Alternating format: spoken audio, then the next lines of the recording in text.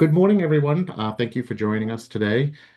Presenting today is Glory LeDu, who's President CEO of Credit Union Risk Intelligence of InfoSight, and she'll also be presenting with her colleague, Mary Ann Colzer, Pelzer. okay, Director of Product Management. Immediately following Glory and Mary Ann will be Crystal Streeper, Director of League Services with ViClarity. Glory is going to cover InfoSight for small size asset credit unions. And I'm going to let you take it away, Glory. Thanks. Awesome. Thanks, Dean. Welcome, everybody. Thanks for joining. This is going to be a day full of, compliance and resources. So it's going to be a great session. Hope you guys get some valuable tips and tricks out of it. So let's get started. Some of the things that I want to cover today, really the tone at the top, as small asset size credit unions, it doesn't matter whether you're large or you're small. Really, the importance of compliance comes from the leaders at the credit union. That's the board management. Even if you're a small staff, we just can't understate the importance of that. Then I want to talk to you a little bit about some benefits of being a small credit union from a regulatory perspective, just things to consider. And then juggling priorities. You guys got a lot on your plate. We want to give you some sort of tips and tricks on how you can maybe better prioritize your resources based on some of the tools we have in InfoSight 360. Again, taking advantage of those resources. So again, some other tips, some tricks, and some maybe things that are hidden within InfoSight 360 that you may not be aware of. I want to talk a little bit about succession planning because we do have some resources available to you that will become effective at the beginning of the year. So everybody probably, should have a succession plan approved by their board. And then we'll talk a little bit about some other resources that are available to you that you may want to consider. And then, as always, we can answer some questions, and I know we can do that at any time. So you'll have my contact information. So let's start with the tone at the top. Again, I have to stress that a lot of the NCUA findings, in the past, whether it's a BSA perspective or anything where they see some potential systemic failures, have came from a lack of tone at the top. So if you don't take compliance seriously, if you don't take BSA seriously as a leader at a credit union, whether it's small asset size or not, that does trickle down. So again, making sure that you are devoting adequate resources and you are empowering your staff and your board to really understand and research. And so that's one of the benefits of InfoSight 360. So hopefully you guys are familiar with that resource. I know you can go on the CCUA website and gain access to InfoSight 360. And I want to make sure that you understand that there is no limit to users on this system. InfoSight 360 is a compliance library that really contains everything you can possibly manage from a federal and state perspective that applies to your operations at the credit union. And so we have a lot of search mechanisms that I'll get into, but everyone at your credit union should be a user on InfoSight 360, including your board of directors, so they have a safe place to research. So really empower your staff and your executive team to learn more and understand more about, the regulations that impact them. And also, it's a really great way to stay informed. And I'll walk through some of those features in just a minute. But it is your job as a leader of any credit union is to really, again, drive the priority for compliance at your organization. So if you're not at all familiar with InfoSight 360, I'm just going to give you kind of a quick screenshot here, and you can see this is the InfoSight product within the system. You credit unions at CCUA also have access to CU Policy Pro, which is a content management system that has over 230 model policies and procedures. So I just broke down one category of board responsibilities, and you can see all of the content that we have related to that particular topic, which again, you can expand, get more detail, get links to the laws and regulations and resources that apply to that particular topic. We also have news and announcements announcements right on the homepage. We curate articles on a weekly basis that are very relevant. We've been doing a lot about the deregulation from the NCUA. Again, summarizing things so you don't have to read everything. Very relevant right on the homepage. And again, we have a list of required compliance training, so you're not sure what sort of compliance trainings you may need for your credit union and your board. We do have some resources available within InfoSight 360 for you to take advantage of. So as a small credit union, you do have some perks, and that means that from a regulatory perspective, if you're considered small asset size, which is different depending on the regulation, you will have sort of maybe less burdensome requirements. For example, for real estate lending, if you guys have real estate lending, as a small creditor, you don't have to comply with some of the more onerous sort of tax, sort of onerous things that you have to do underwriting. You have different availability for qualified mortgage statuses than you would if you were not a small creditor. For example, the balloon payment qualified mortgage. Same with a small servicer. There's certain exemptions that you have that are beneficial to you as a small servicer. HMDA, you may be completely exempt from HMDA if you're under a certain asset size. So these are important things for you to take into consideration. And obviously, from a balance sheet perspective, you have sort of less burdensome requirements for the liquidity and contingency funding plans under the NCUA if you're a smaller asset size. So just be aware that there are different sort of exceptions or exemptions available to you as a small asset size entity. So just something to be aware of. Again, we do have a lot of resources within the system. So again, I'm in InfoSight looking at the different compliance topics. And you can see mortgage servicing is brought up, and this is kind of what the content looks like. So we have a quick summary for you. What is this rule? What does it mean? And then it breaks down. It dives a little deeper, more of a in-depth summary. Again, laws and regulations relevant to that particular topic and any additional resources that we may have. It may be a CFPB small entity compliance guide that's very helpful. So again, lots of resources within the system for you to take advantage of to make sure that you are taking full advantage of your small credit union status. Here's just some more additional screenshots of some different topics that I mentioned before that will give you more detail on, as a small asset size credit union, what relevant exceptions or exemptions may apply to you. And one thing that I want to really call out here within the checklists area of InfoSight 360, and that's on our top navigation panel. We do have advertising checklists. And I think as a small credit union, you're dipping your toes into different advertisements. This is a real easy way to review your advertisement against the regulatory requirements that you have, just to make sure that that advertising piece is compliant. When we're talking about access for everybody, as I mentioned before, all of your employees, all of your board members, there's some really easy ways for you to find what you're looking for without having to go through the navigation panel. Maybe you have a question on something and you just want to know right away what's the answer, or what's the resources we have available to a particular topic. Right when you log into InfoSight 360, there is a search bar that you see front and center. And you can type and do a search. This particular search that I did was for a small credit union. What applies to me? What do I need to look for? What resources does InfoSight 360 have for small credit unions? Again, we have a live chat to provide you, any type of technical support or any other type of support that you may need.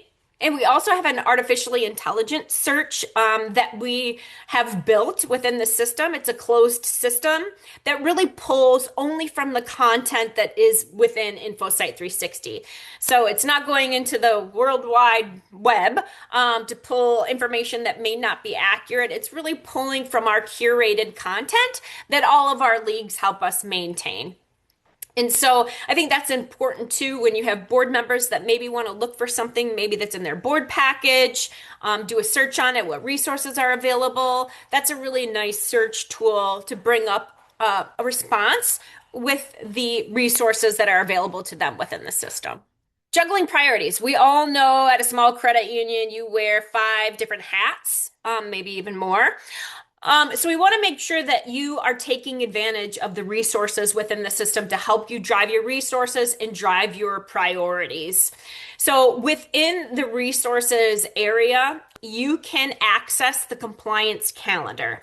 And so this is very important. Again, just like we had succession planning that was effective on January 1st, that may be something that you had to plan for. You had to bring that to the board of directors.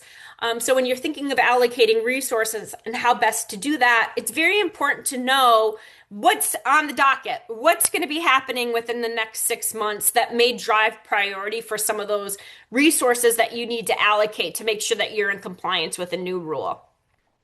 And so you guys can see on the screen, drop down menu under resources, go to the compliance calendar. What you're seeing on the right hand side of the screen is the list view of the compliance effective dates, which you can click on and you can get links to get a little bit more detail. It's also important to note that we manage the content in CU Policy Pro based on regulatory changes, examiner expectations, guidance that's issued. So at least quarterly, we're updating content within CU Policy Pro. So I encourage you to use, the model content. It's also a full content management system. But again, making sure that you are reviewing what was redlined within a policy. We provide you a summary. This is there's a couple different places. What I'm pointing to here is our support area, where again, we have a whole bunch of good stuff in there, training videos, resources, user guides. But this is where we post a summary of all of the content updates that we've done for a particular quarter and throughout the month. So it may not be every quarter, it may be next month. We post an update to something that we believe is relevant. But here you can get a summary of all the changes, why we made changes to specific policies or procedures or created new resources for you. And you can figure out if that is going to be relevant to your credit union, if you need to make changes to your model content and bring that to the board for formal approval. We also send out monthly newsletters. So if you're not getting our InfoSight 360 newsletter, I would encourage you to do that. We do have some great updates that we provide in the newsletter, as well as links. So definitely make sure that you are aware of some of these regulatory changes that are being made so that, again, you can go ahead and adjust your policies and procedures as needed. And now you may say, well, that's great, Gloria, but I don't want to go on the support page and figure out what's changing all the time.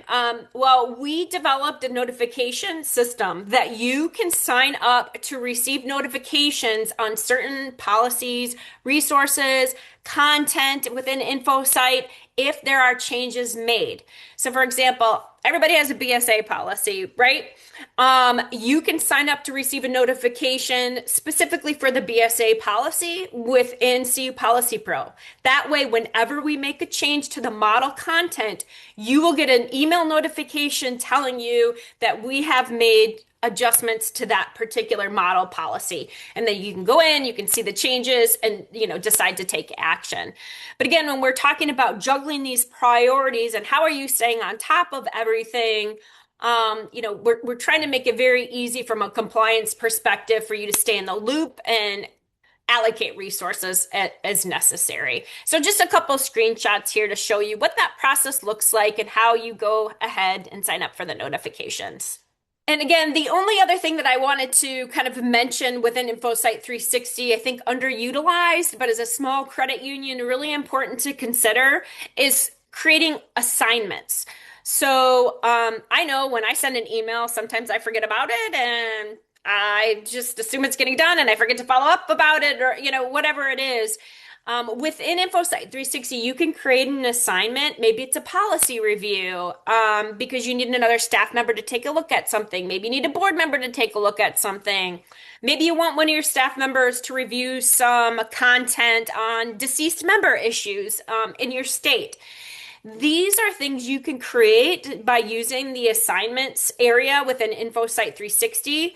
And what that does is it sends an email notification to whoever you're assigning that particular task. And it sets a due date that something has to be completed by. You, as the person assigning it, can also sign up to receive email notifications to remind you that you created an assignment.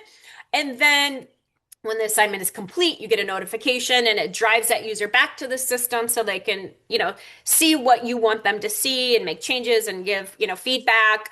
And therefore, that can help you sort of stay on top of some of those maybe tasks that would otherwise be outside of the system, having this email notification automated. So, taking advantage of resources. So, again, I'm going to talk about a few ways that you may be able to use the system that maybe you didn't realize you could use the system for, or that we've talked to some of our small credit unions about, and how they've found benefit in using the system, maybe outside of the scope of just researching clients or policies. So I want to specifically talk to you about our file manager area within the system. I want to talk a little bit about board packages, and then I want to make sure you guys understand where the resources are for CU Policy Pro, maybe some forms that are relevant that are in a different section. So when you log in as an admin to InfoSight 360, you will see in your administrative area that you have something called File Manager at the very bottom of your panel here. And so when you open up the File Manager, you'll see you have the capacity to upload any type of document within the system. The cool thing about this is you can put locks on certain content. So for example, I only want Marianne to see certain file folders because she's, she's my board member, or maybe she's my, COO. I only want Marianne to see certain files. I can set up and restrict access based on user profiles within the system. So only Marianne can see that, or only certain groups can see the documents that are uploaded within that particular folder. Now, maybe I have documents that I want all my staff to see. I have the ability to upload documents to right here, the CU documents area.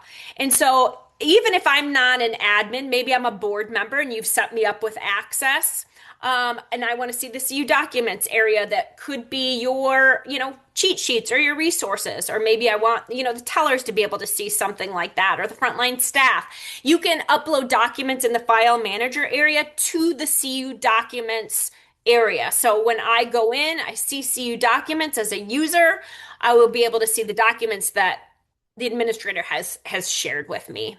So forms and documents, again, just to reiterate, we've built a lot of policies, model procedures, but sometimes those policies require some type of form or something for the credit union to complete. That's a part of, let's say, the regulation drives that sort of documentation.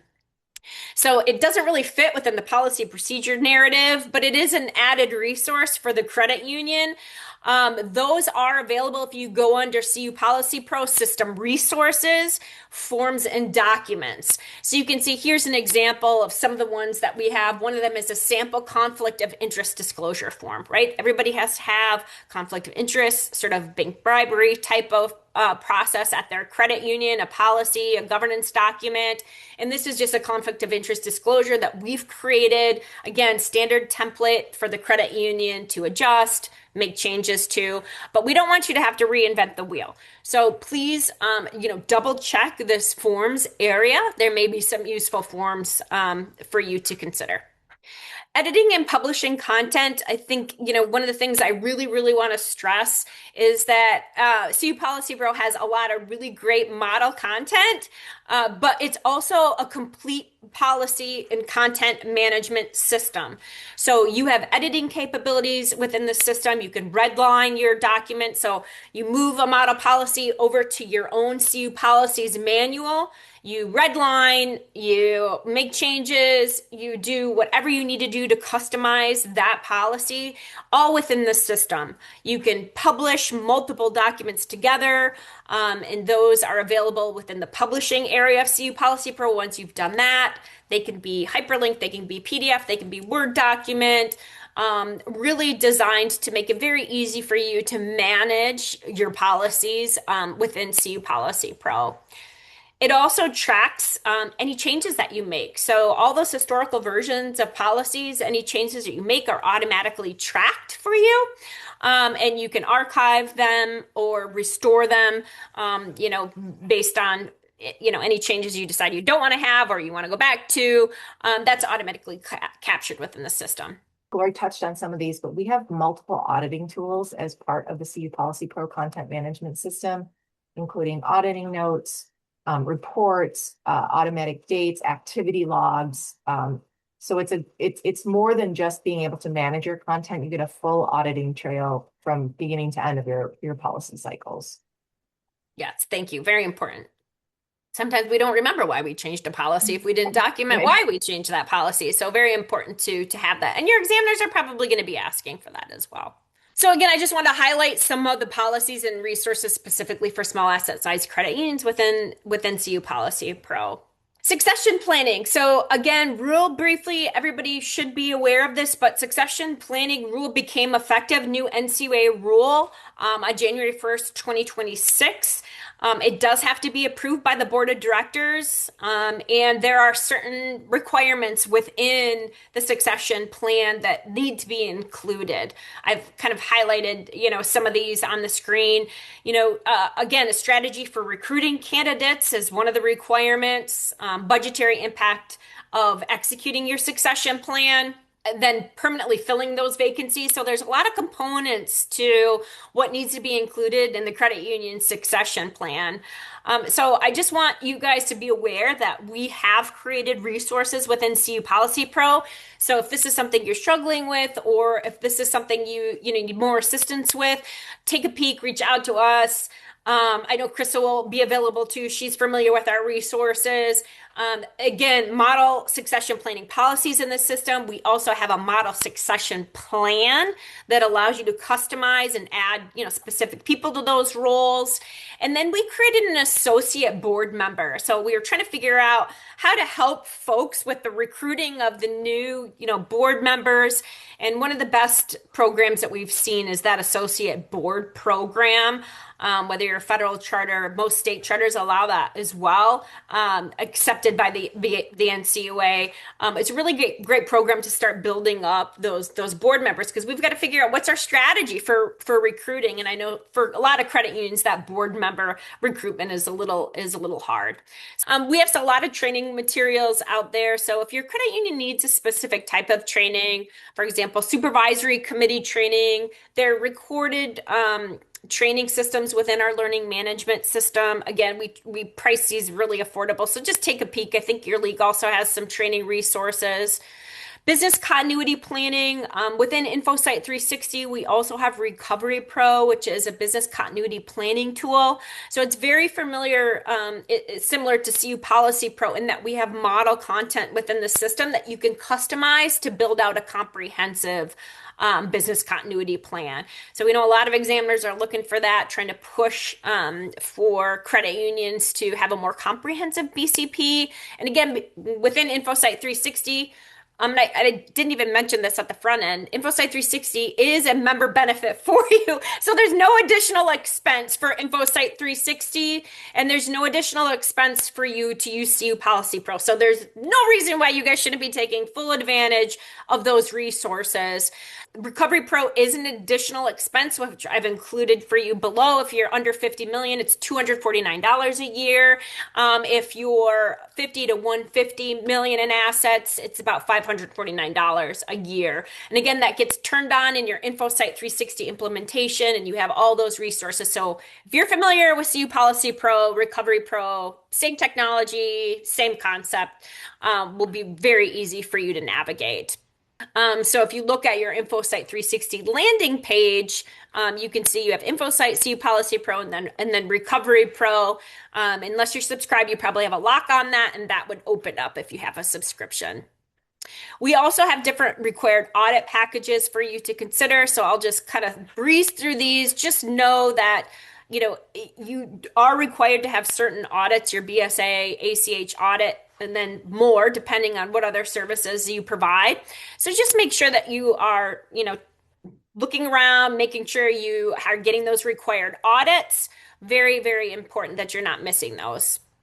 We have other audit packages with, a broader sort of a range of services. So BSA, ACH, Safe Act, if you do mortgage lending, have mortgage lending originators, and website compliance. And I've included those pricing there.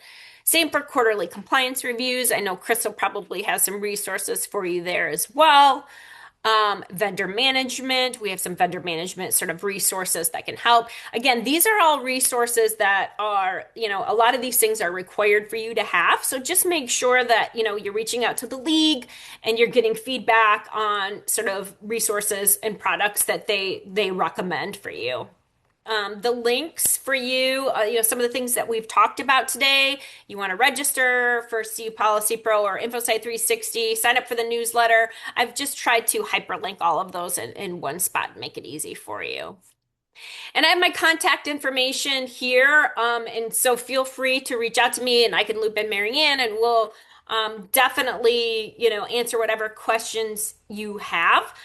Just know, and I know Crystal, we feel the same way. You are really not alone. It's really hard being a small asset size credit union wearing multiple hats. You have multiple requirements. Yeah, you get some breaks if you're a small asset size, but generally you have to compete with the bigger guys on a lot of different things.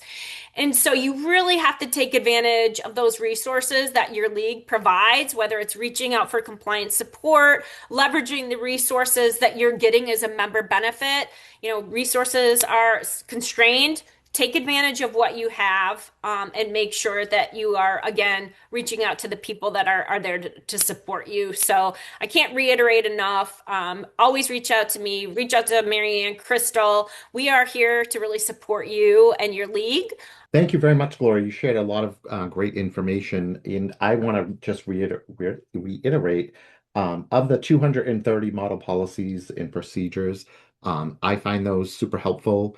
We have a pretty active small credit union network, so there's a lot of networking that happens within this email group that we've created. And it's not unusual for me to go in there and pull down a policy and send it over to a credit union that's asking for something, and then let them use that kind of as a platelet and compare what other folks are doing if they're willing to share their policies. Yes. We have quite a few of the small credit unions. They've become some informal leaders, and they're always willing to help some of the smaller guys out to, make sure that something is included in their policy when, they're questioning certain things. So that is super helpful. Quick inquiry about business continuity planning. Have you seen a bigger push from the examiners more so on like the West Coast and like down south where the hurricanes hit, wildfires, or is it just everyone is pushing for that at this point?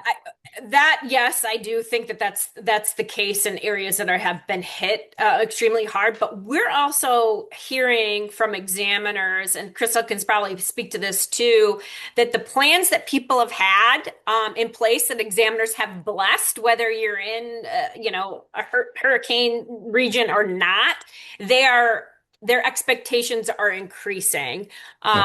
And so just for credit unions to be aware of something that you may have gotten blessed year after year, the examiner, and keep in mind, NCUA is a lot of new examiners, right? Something that may have been blessed is getting pushback that it's not enough now.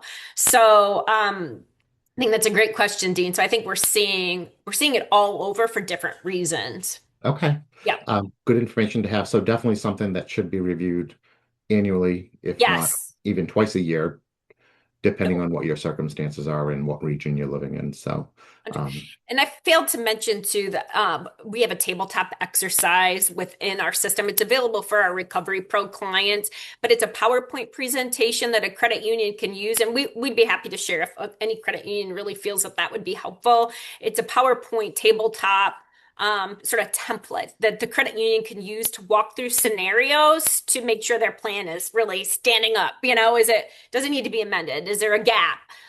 So if that would be helpful for anyone, just reach out. That's super helpful too. Thank you very much again, Glory and Marianne, for supporting Glory in this. A lot of great information shared. Up next is Crystal Streeper. She's Director of League Services for ViClarity.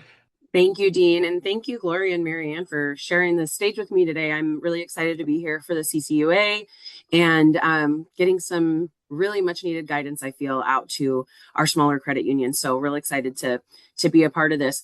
But yeah, I did put together some trends and some things that we're seeing in the industry. I'll keep it very quick. As Dean mentioned, I am the director of league services here with ViClarity, been with ViClarity for about 6 years, been in the industry for 20 years this year. And I just live, eat, sleep, and breathe credit unions. So if you ever want to talk credit union, you give me a call. Quick disclaimer that nothing I'm providing today should be misconstrued as legal advice. I'm not a lawyer unless you want to give me their paychecks.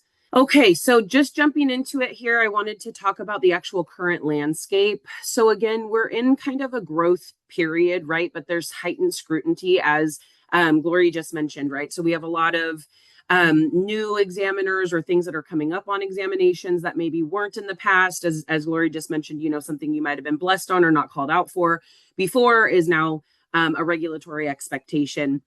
And again, the scrutiny is increasing on that. So we're wanting to, I guess, encourage you guys to match that growth with your complexity and your uniqueness of your own organization. So growth means, of course, more products, more risk, but it also is a stronger need for formal compliance. So, and that infrastructure. So again, going back to what Gloria just mentioned at the top, is that tone, right? So if you take it seriously, the rest of your staff is going to take it seriously. And that is really where this is all going to matter. I did also want to mention that with small credit unions, of course, resource constraints are still going to be a very real issue for you guys. So many small credit unions are going to be operating on leaner teams, on a limited budget. We all know that too well.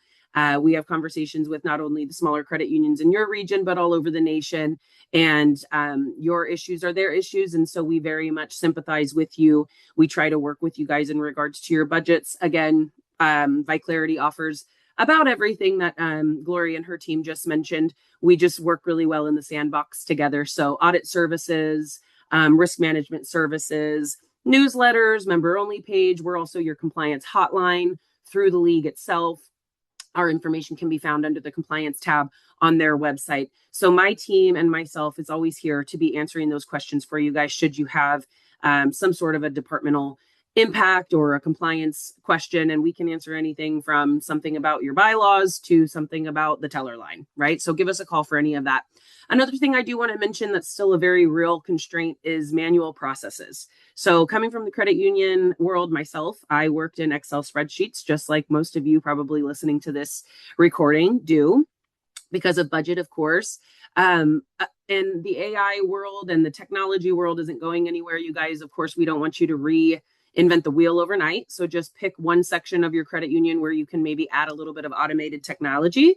And whether you work with ViClarity, shameless plug maybe, or another CMS platform, please start to integrate technology within your organization where you can. I would encourage you to do that around cybersecurity as fast as you can, because the AI and cybersecurity fraud is not going anywhere.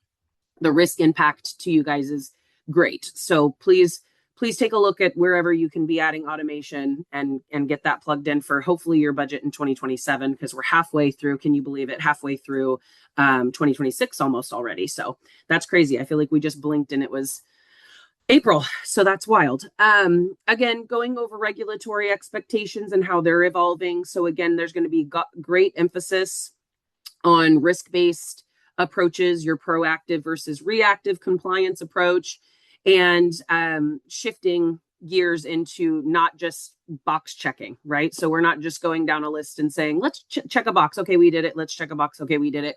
Why did we do it? How did we do it? What is the impact? What is our risk?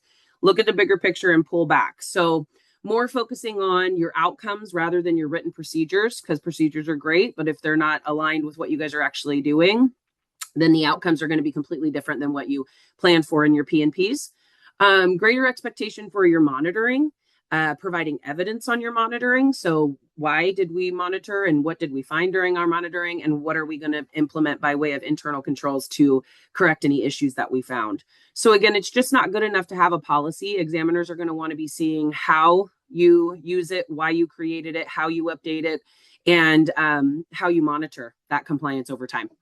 Also becoming more risk focused, right? So our examinations are becoming more risk focused based on prioritizing around the areas that pose a greater harm to our members and our institutions itself. So looking into a deeper dive on your data and your analytics, also focusing on any emerging threats that are coming down, whether that be regulatory or something within your own organization that is a little bit more personal or honed into you guys. Again, this would be something like cyber fraud, AI related fraud, things of that nature. And then compliance programs are expected to be living frameworks, right? So again, it's not a static checklist. You're going to want to be integrating these into your daily operations and making sure that the compliance is expected to influence any of your decisions across all of your departments, and using product launches as an example, any partnerships, vendor management, technology adoptions, all of that, right? So policies, procedures, and monitoring, as well as evidence of collection, must be updated on an operational level and then must be evidenced by your operational changes. And then I also wanted to mention digital services and third-party relationships. Okay, so this is mainstream currently right now with our examiners, vendor management, right? So anything that we are doing outside of our credit union with a third party, we need to make sure that we are documenting our contracts, that we are doing vendor management risk assessments, that we have any evidence of ongoing oversight and monitoring. And the risk reality for this is that outsourced services do not outsource accountability, right? So it is still your responsibility to make sure you are staying on top of your vendors and making sure that they are compliant to the standard of your credit union. Quick mention here on BSA and AML, and then fraud detection, of course. So this is going to continue to elevate. Regulators are expecting a high level of this for, of course, our smaller credit unions into our mid-sized credit unions as far as using AI tools for transactional monitoring. Let's see what else. Wire fraud, EFT fraud attempts are still going to continue to rise, unfortunately, through our industry. So the examination areas that are going to be focused on by way of BSA and AML are going to continue to include consumer risk scoring, your SAR quality for sure, the timeliness of when you turn in your SARs, your model validation for automated tools, and then transactional investigation and evidence of that. Member experience is still going to stay high as well. So we want to make sure that your member experience meets your credit union compliance. So of course, our credit unions pride themselves on our members, and we are owned by our members. We love our members. Our members are our bloodline. Innovations, however, still are going to align or must align, with compliance rules. And then also delivering that modern service without compromising regulatory integrity to our membership across the board. So of course, our younger folks want to see a lot more automation. They want to see apps. They don't want to talk to a person. They want everything, very quick and fast and in a hurry. And then you have maybe our older folks who still want to come into the teller line and chat and check their balances and things of that nature. So really just wanting to make sure that the member experience not only is the best that we can offer like we always do, but meets your compliance needs as well and the integrity of your organization. Training challenges. I did also want to mention this as well. So as Gloria mentioned, deregulation and other things that are maybe getting removed that we were kind of used to seeing by way of legal letters or training or whatnot. There's some gaps in that area. So maybe smaller credit unions don't have training and development program areas. That's where ViClarity can step in for you. I go across the nation personally and train on all kinds of different I guess topics, anything you guys want to talk about, you give me a call and we can do that. But yeah, staff turnover and gaps in reoccurring training is showing a bit of an issue, and examiners are starting to see that. So ongoing training is not just optional, right? It's expected by your examiners. If there's something that you guys don't have, or as Gloria mentioned, you're wearing 5 different hats. You're the teller, you're the CEO, and the janitor. Feel free to reach out to your resources like myself and ViClarity, and we'll be happy to fill that gap for you. And then board expectations are maturing, right? So examiners are demanding for better board oversight, better information being provided. The reports need to be completely up to date. Your board should know exactly what's going on within your credit union, and there have been some gaps on that. So focusing on the top risks in your institutional or at an institutional level, I should say, inside of your institution, and not just providing dashboards or copies of policies for them to review. Definitely making sure that we are doing a roundtable experience, having a chat about everything going on within your credit union. So when your board is out and about representing your credit union, they know exactly what's happening at your unique organization. When we talk about making our compliance risk management work for our credit unions, we're really talking about shifting from documentation to discipline, right? So a CMS is not just for policies or setting policies inside of a binder, right? It's a structured loop, which includes risk identification, control, execution, monitoring, accountability, correction, and board oversight. So for credit unions, the biggest opportunity isn't just something complex, it's building something consistent. Now, with that being said, again, I just mentioned the proactive versus reactive compliance. Many small credit unions treat compliance kind of as a checklist. We just talked about that. We definitely want to steer away from that. We want you guys to incorporate some sort of a CMS platform within your organization. Again, if you use ViClarity, wonderful. If you're using somebody else, that's okay too. Just don't tell me about it. But yeah, we want you guys to turn compliance from a stressor into a strategic advantage. So documentation matters and automation also helps, right? So again, it's the accountability piece where Glory was talking about having something that you can send from Glory to Marianne. She knows the date that she sent it. She's asking Marianne to do an action item. And Marianne gets it pinged to her. Okay, thank you. I know exactly what I need to do. Now I need to send that up to Dean. Dean now needs to approve it. And then Crystal needs to take it to the board. So there's a very clear through line within a platform of who has the ball at what time. So yeah, just really trying to get you guys to encourage you guys to kind of look at what you're currently using, hopefully not Excel spreadsheets, and automate that up a bit. And then this is just a question for you guys. So does your CMS ask these questions, right? So your suggested questions that I have on the board here is the 6 guiding questions. How did we identify the risk? How do we monitor it? How are we correcting it? How are we reporting it? How are we preventing it? And how are we ensuring accountability? We just talked about that. So again, it's really just shifting the mindset from reactive to proactive. I encourage you guys all to take a look at your current CMS platform and ask yourself, does your CMS platform or CMS current procedure cover all of these? And if so, wonderful. If not, give ViClarity a call. We'll help you out. All right, so practical implementation. I just wanted to come up with some steps for you guys to follow. So creating that CMS calendar, and then assigning ownership, and then documenting your evidence, and then linking everything together. So your risk assessments are going to drive your monitoring. Your monitoring is going to drive your corrective actions.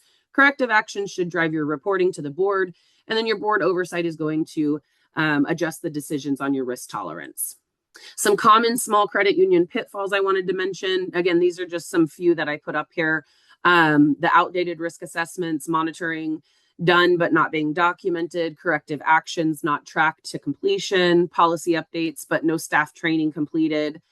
So the policy is sitting there, but we haven't updated our staff to let them know that we have any changes to the policy and here's the reason why, etc. And then no centralized documentation. So everybody's still saving everything on their desktop. And if Susie's not at work today, I can't get the information that's off of her desktop. So having a centralized location, a shared centralized area to be putting everything together specifically by way of your compliance program is very, very important. But yeah, staffing doesn't have to mean compliance. The officer can teach the entire branch or a manager if that works better for your organization. It doesn't have to be one dedicated compliance officer if that's not the way you guys are structured. But just making sure that you guys have compliance built into your everyday operations. Very, very important. Okay, and then what examiners are really going to be looking for, right? So it's going to be compliance embedded into the culture or in an isolated role. So again, that's a question for you guys to ask, right? So is it going to be just that one person that's going to be handling it on an isolated role, or is it going to be across the board within your guys' organization? And only you can answer that because every single one of you listening today is unique to the other. So some real world scenarios on this, I just want to mention, is a structured compliance program, of course, evidence of ongoing monitoring, issue identification before examiners find it, please. But rising credit risk, of course, you guys were still seeing increased delinquencies and charge-offs across the nation, across all sizes of organizations. The regulatory impact of that is going to be greater scrutiny on underwriting standards, your loan monitoring, and then your lending program overall.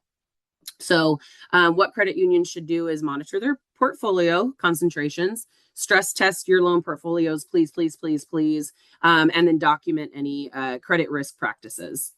Our fraud threat. So with regards to fraud, it's not going anywhere. How about that? We can just leave it at that sentence there. We're going to continue to see fraud. It's going to continue to target our digital channels because it moves so quickly and hackers like things that go very fast. So NCUA is defining key risk areas for insider abuse as well as the outsider abuse. And then in terms of internal controls for this type of detection, what credit unions can do is strengthen your fraud detection systems, conduct cybersecurity testing, and then train your staff on any emerging fraud schemes. Just as Glory mentioned, anything regulatory alert-wise or newsletter-wise, ViClarity does the same thing. So on our members-only page, you'll be able to see any of that information. If you don't have a login, please contact me after, and I'd be happy to get you set up with that. And then we have BSA and AML expectations. So continued implementation of AML Act, and regulatory impact of this is that the focus is going to be risk-based on your AML programs. Again, going back to your SAR effectiveness, I'm actually teaching a whole SAR training in a couple of, actually, I think it's next month, for a credit union who wants to have some honed in SAR and CTR training for her staff on the when, what, who, when, and why. We are filing a SAR. The narrative is very important. So making sure that we're staying up on that. Your credit unions make sure that they need to update their risk assessments by way of BSA, validate your transaction monitoring thresholds, and document your SAR decision processes. Deregulation. So again, this was addressed with Glory earlier. It's still being addressed with ViClarity as well. But the direction, regulatory direction in 2026 is that the NCUA has signaled its continued effort to modernize and reduce regulatory burden for credit unions while, again, maintaining safety and soundness.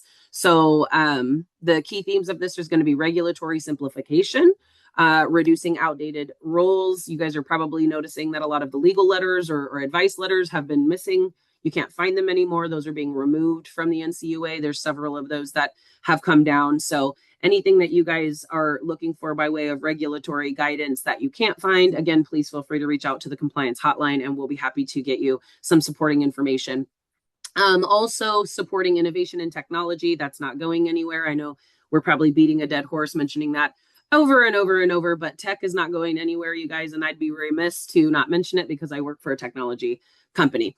Also improving your examination efficiencies. So I would encourage you guys to get around a roundtable. I'm a big fan of a mock examination. If you have time, I know you're at small credit unions, and again, you're wearing many hats, but if you have time to just put on a mock examination, it could be really helpful. The Genius Act. So you guys are very aware of this by now, I'm sure. Just wanted to give a quick shout out on a PDF slide for you guys on this. So NCUA is going to continue to evaluate the potential risks. The key risks that we're seeing here is, of course, technology risk, liquidity and reserve backing of stablecoin, third-party and vendor risk, consumer protection always, and then your compliance surrounding BSA and AML. So what credit unions should be doing right now is continuing to maintain your strong compliance programs, again, being proactive versus reactive, documenting your risk-based decision-making, monitoring any regulatory changes or guidance updates. And again, you can reach out to myself or Gloria and her team, and we'll be happy to help you with any of those. Should you have a smaller staff that is not equipped to follow these all day long, which I totally understand because things change. They change all the time. So prepare for changes in rules and your supervisory expectations as well. Okay, so using your risk assessment as a tool, this is just something I kind of want you guys to go over on your own time, but I wanted to put this in here that your risk assessment can actually be a very good tool for you, right? It's not just a boring task that we all have to do and hate that we have to do it. It can really show you some good insider information to your own organization and how unique it is. So prioritize work based on risks, severity and likelihood. Align your examination expectations with your operational risk, your unique operational risks. And then support your resource allocation. Your event-driven decisions. So any new products or services introduced can be something that you guys look at Your new delivery channel being launched is something to look at. Mergers or expansions occurring, significant fraud events happening. Fingers crossed that that doesn't happen. Regulatory change impact to your operations, and then new vendor relationship or implementation there. So these updates ensure that the risk assessment continues to reflect your institution's actual risk environment, not just something that we made up in our heads. Your inherent factors.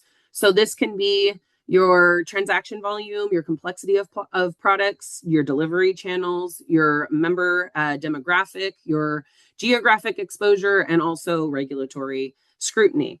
So credit union offerings are a good example of this. Is going to be like your online account opening, your remote deposit capture, your digital wallet integration. So a lot of those will likely have a higher inherent fraud and BSA risk than a credit union that operates primarily in branch services, right? So taking a look at those on your risk assessment.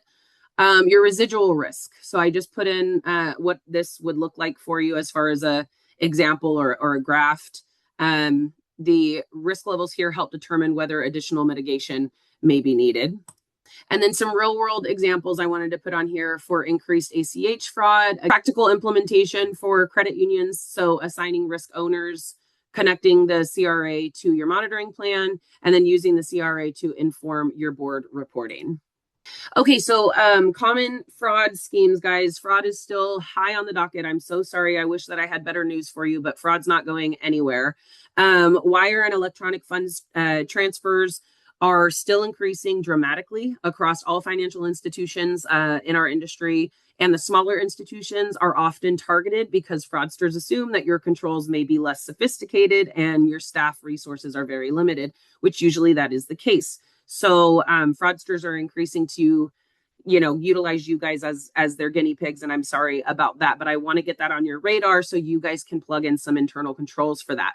The fraudsters are also increasing to use speed and urgency. Again, I just mentioned, so everything that can be fast, they're loving that because they want to get it before you, they want to be 2 steps ahead of you. And usually they are. So regulators are concerned with both the financial loss as well as the protection to your consumer risk. So definitely be taking a look at that. Dual authorization for your outbound wires. This is just a best practice tool, or I guess checklist for you guys to take a look at for an example on how to have dual controls remaining or implemented, I guess, within your organization. Positive pay and ACH filters. So automated fraud detection tools can reduce exposures, as we all know. So positive pay is going to be verifying checks presented against the issued check filed, your ACH filters, blocking any unauthorized ACH debits, and then your ACH blocks, so preventing any ACH activity on certain accounts. And again, I know this is all easier said than done, or we are already implementing this and things are still going through. You guys, I completely sympathize with you and share in your frustration. I wish I could go and chokehold all these fraudsters out here for you, but unfortunately I can't. So we just have to prepare our business and prepare our organizations for anything. And I joke all the time that I didn't realize I was going to be an FBI agent and a compliance officer when I started this job, but apparently we have to be 3 steps ahead of the hackers. Okay, so daily reconciliation. So reviewing your wire logs, looking over your ACH activity, identifying any unusual transaction patterns, and reviewing exception reports. Again, if you're making exceptions, that's fine, but why are we making them? How often are we making them? Who are we making them for? Is someone within our organization making more than the other person? Paying attention to those patterns as well. Member education. Sending any fraud awareness information, holding webinars, holding inside of branch, financial literacy things or awareness trainings can definitely go a long way with your membership. So again, reach out to myself or Gloria and her team. We can definitely have some tips for you guys on how to do that. Monitoring and reporting. So again, track your unusual transactions, and then your logs for those should include the information on the right-hand side of the screen. And then your incident response process, all of you should have an incident response process in place. For your fraud response itself, you're going to want to document the who, when, why, and how, and where. So keep these 4 bullet points in mind when you're going through all of that. And then regulatory reporting. So the obligations here is, again, your SARS, your error resolutions under Reg E, any law enforcement coordination or expectation there, and then insurance reporting. So making sure you guys are keeping on top of that. And then the timeliness on these reporting is usually missed, unfortunately. So making sure that you guys find this before you go into your examination is key, and making sure you have answers for this before your examination is key. Speaking of your examination, so the focus again is going to or may include wire transaction samples have been being asked for, exception report documentation, fraud incident reports, staff training records, and also member complaint records. So be aware that those may be asked for. Okay, so I wanted to talk about real quick. I wanted to talk about BSA monitoring and AI and the risk considerations. So data quality here. So the regulators are seeing that poor quality can lead to the items that you're seeing here. So missed suspicious activity even being reported, inaccurate alerts, and then compliance gaps, which we do not want because we just mentioned that compliance is extremely important starting from the top. So some examples of these data issues are going to be incomplete consumer identification data, incorrect transaction coding, missing transaction fields in general, and the data integrity must be validated regularly. That's also being missed. So we want to make sure we're staying on top of that. Model inputs and biases. So I did just mention here for potential risks, what to include. So your overall reliance, your incomplete training, and then your biases on your models. So just a little checklist for you guys.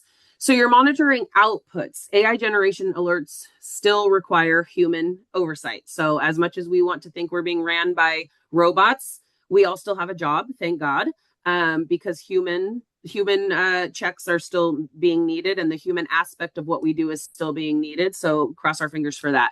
Compliance staff, however, should review your alert volumes, your escalation rates, your investigation quality, and of course your SAR conversion rates. So if you are using an AI generated alert or an automated system for any of these, you still need to have your compliance officer or your staff go through and double check.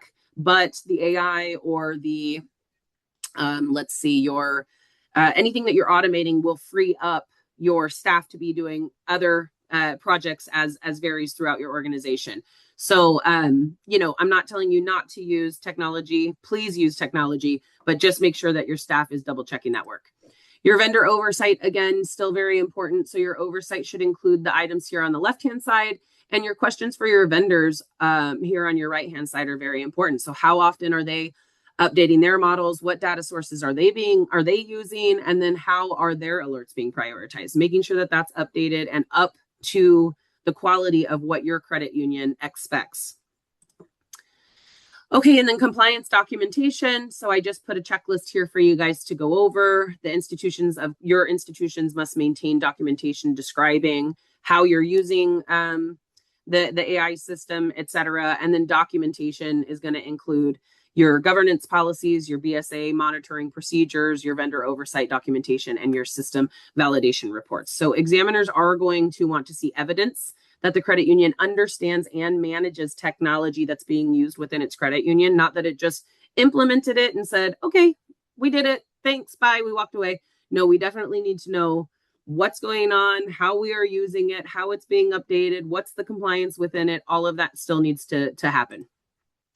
Okay, and then examiner expectations for board of directors. I did mention this a little bit at the front, that they are going to want to see your board has a much broader understanding of what's going on within the credit union, not just that they are approving your policies or writing off on a new product that you're jamming through. So definitely making sure that the regulators, or excuse me, that the board understands exactly what's going on within your institution and your risk profiles, etc. The oversight of the balance sheet is also very important. I think I heard Gloria mention that in the top of the hour as well.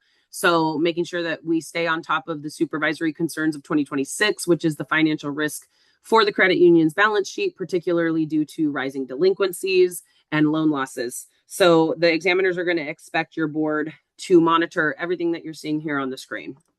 They're also going to expect them to see your operational risk. So again, that takes us back to our cybersecurity, which is one of our biggest ones. The examiners are going to look for governance frameworks and security controls that protect the member data, as well as the credit union data, and also your payment systems. So you should be asking your, the boards should be asking your management, how are we protecting the members' data? What is our largest risk by way of cyber risk today? And how often are we testing for that incident response plan.